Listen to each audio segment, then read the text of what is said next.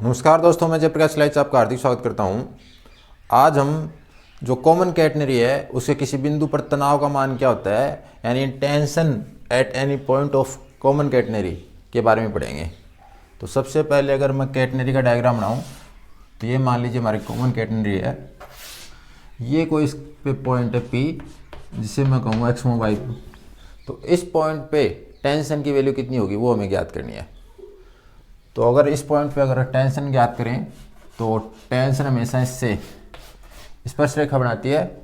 ये x x के साथ साई कोण बनाएगी और ये टी से डिनोट करते हैं। तो जैसा कि हमने कैटनरी के नए समीकरण में इंट्रिंसिक इक्वेशन ऑफ कैटनरी का जब हमने फाइंड आउट की थी तो उसमें हमने एक टी के कंपोनेंट ज्ञात किए थे। तो उसका जो हॉरिजॉन्टल कंपोनेंट था एक वर्टिकल कंपोनेंट था, यानी एक क्षैतिज दिशा में घटक था, एक ऊर्ध्वाधर दिशा में घटक था। तो क्षैतिज दिशा में जो घटक था वो था टी कोस साई, और इसके निम्नतम बिंदु पर हमने तनाव लिया था, वो लिया था टी नोट, और उसकी वैल्यू हमने ज्ञात की थी कि टी नोट बराबर होता है डब्ल्यू सी।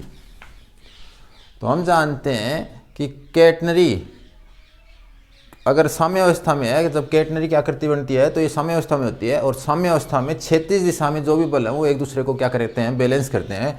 तो ये जो टेंशन है वो इस टी के कंपोनेंट को क्या करती है, बैलेंस करती है। तो हम लिखेंगे, हम जानते हैं कि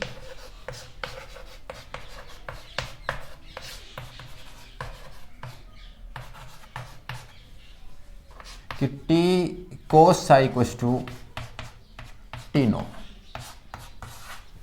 और हम टी नोट की वैल्यू ज्ञात कर चुके हैं। हमने जब इंट्रिंसिक इक्वेशन ऑफ कैटनरी ज्ञात किया था, यानी कैटनरी का नए समीकरण ज्ञात किया था, तो हमने टी नोट अपॉन डब्लू जो मिला था उसको हमने कांस्टेंट माना था सी, उसे टी नोट बराबर मिला था हमें डब्लू सी। तो हमें यह भी पता है कि टी नोट की वैल्यू कितनी होती है, डब्लू सी। इन दोनों को अगर मैं कंबाइन करके लिखूं तो मैं लिख सकता हूं T cos psi equals to W C. और इन दोनों से मैंने एक रिजल्ट भी बताया था कि कैटनरी के किसी भी बिंदु पर तनाव ज्ञात करते हैं तो उसका जो क्षैतिज घटक है वो हमेशा क्या होता है, अचर होता है, और वो टी नोट की इक्वल होता है। तो हम ये क्षैतिज घटक ले रहे हैं, ओरिजेंटल कंपोनेंट ले रहे हैं, और टी नोट की वैल्यू कितनी है, डब्ल्यू सी ले रहे हैं। तो फ्रॉम इक्वेशन 1 एंड 2, समीकरण 1 तथा समीकरण 2 से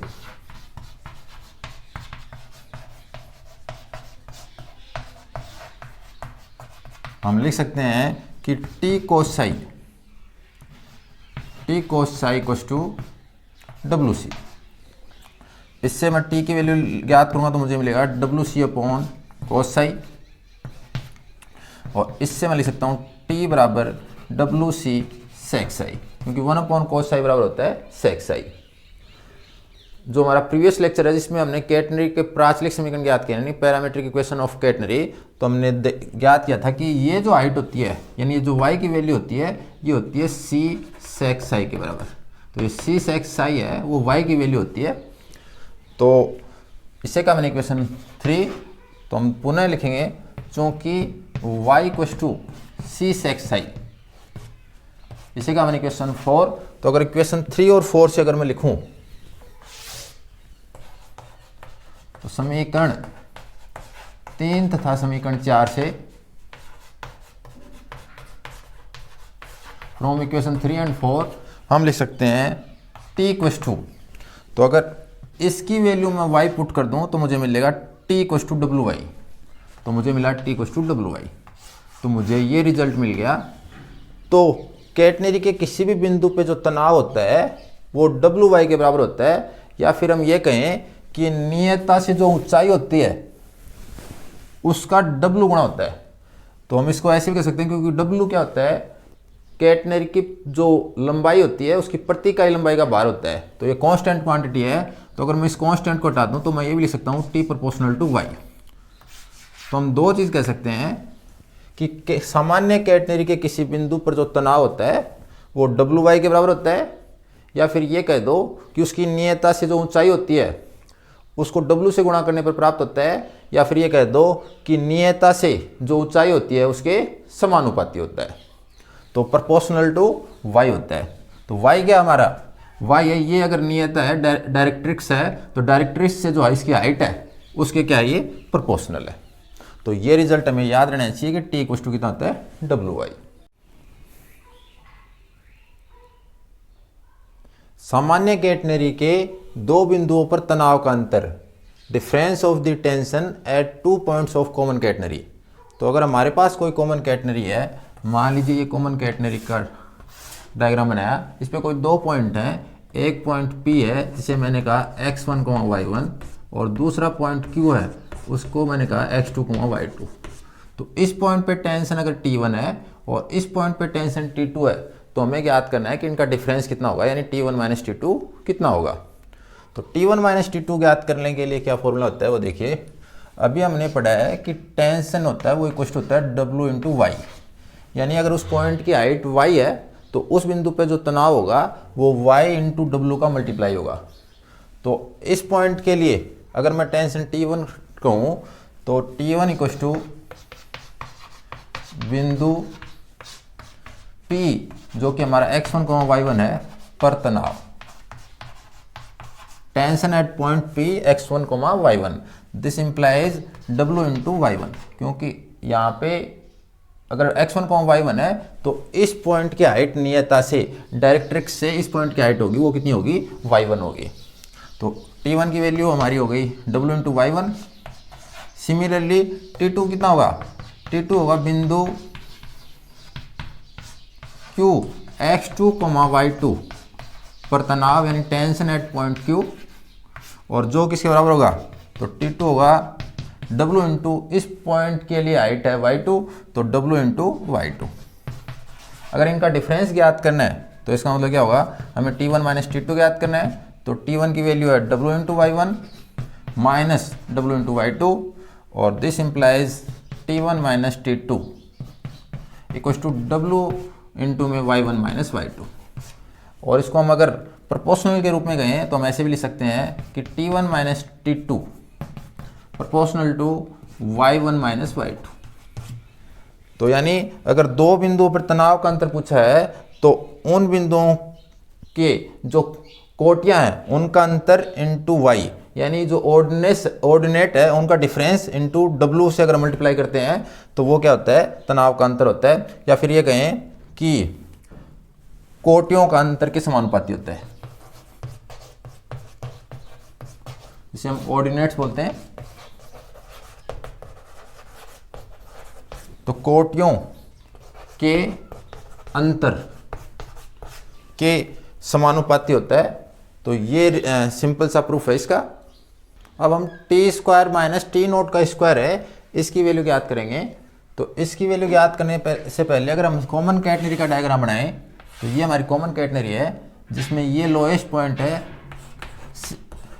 C, इसके कोऑर्डिनेट हैं 0, C, और ये पॉइंट P है जिसके कोऑर्डिनेट हैं x, y। ये हमारी कैटनरी की नियता है, और ये इस पॉइंट की हाइट है वो है y, और इस पॉइंट की अगर हाइट की बात करें तो वो है C। तो हम अगर पढ़ चुके हैं कि टेंशन बराबर होता है W इंटू वाई, स्क्वायर है तो स्क्वायर, यानी जो भी पॉइंट P है इस पॉइंट पे अगर टेंशन T है तो इस पॉइंट की जो भी हाइट होगी उसको अगर W से मल्टीप्लाई कर देंगे तो T मिलेगा माइनस T नोट की वैल्यू हम पढ़ चुके हैं WC, या हम ऐसे भी देख सकते हैं कि जो C पॉइंट है इसकी हाइट है C, और तो C को अगर मैं W से मल्टीप्लाई कर दूंगा तो मुझे इस पॉइंट पे टेंशन मिल जाएगी जो कि T नोट है।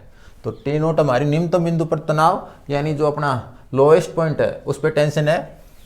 इसको सोल्व करें तो W square Y square minus W square C square, W square मैंने कॉमन लिया तो Y square minus C square, और इसे और सोल्व करके लिखा तो Y square minus C square की वैल्यू हमें ज्ञात करनी है। तो y अगर हमें पैरामेट्रिक इक्वेशन याद है, यानी हमें कैटनरी का प्राचलिक समीकरण ज्ञात है, तो मैंने y बराबर ज्ञात किया था c इंटू सेक्स आई। तो c इंटू सेक्स आई का whole square minus C square, तो W स्क्वायर कौन बाहर मैंने y की वैल्यू पुट कर दी। इससे अगर हम सोल्व करें तो W स्क्वायर यहाँ से C square sec square psi minus C square मैंने कॉमन बाहर ले लिया, तो W square C square sec square psi minus 1, W square C square sec square psi, तो सेक स्क्वायर साई की वैल्यू होती है 1 + tan स्क्वायर साई। तो मुझे सेक स्क्वायर -1 की वैल्यू निकालनी है, तो मैं 1 को राइट हैंड साइड से लेफ्ट हैंड साइड में लाऊंगा, तो मुझे मिलेगा इसकी वैल्यू tan स्क्वायर साई। तो ये वैल्यू हो गई tan स्क्वायर साई। इसे मैंने लिखा W² C tan साई का होल स्क्वायर। और कैटनरी का नया समीकरण intrinsic equation of common catenary वो थी C tan साई। तो वो किसकी वैल्यू थी? S की वैल्यू थी, तो W² S² या कहें WS का होल स्क्वायर। तो हमें जो रिजल्ट मिला वो रिजल्ट मिला है T² - T02 WS का होल स्क्वायर। अब S क्या है यहाँ पे?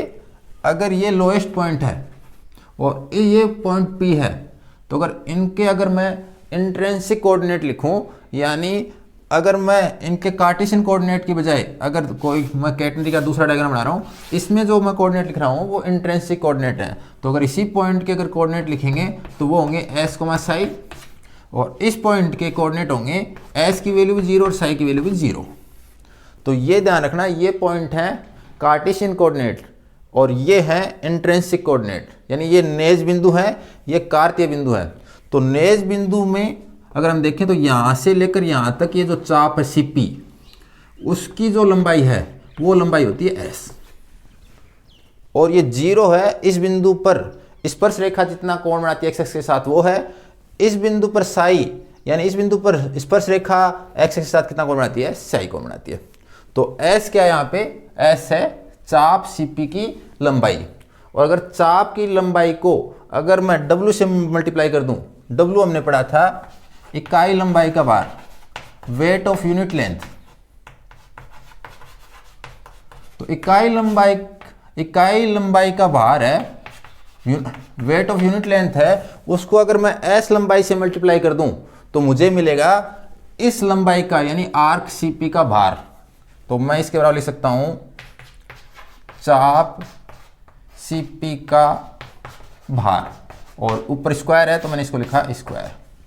और अगर मैं चाप CP के भार को कैपिटल W से डिनोट करूं तो मैं इसके बराबर लिख सकता हूं कैपिटल W²। तो बात एक ये, यहाँ पे W क्या है? चाप यहाँ से लेकर यहाँ तक का जो चाप है उसका भार है, वेट ऑफ आर्क CP। तो मैंने प्राप्त कर लिया T² - T02 W²। आप चाहो तो यहाँ पे जो मैंने y² - c² की वैल्यू इस प्रकार सोल्व की है, इसको आप डायरेक्ट भी लिख सकते हो, y² - c² बराबर s²। तो कैसे लिख सकते हैं? हमें पता है कि since c² plus y² equals to c² plus s² equals to y²।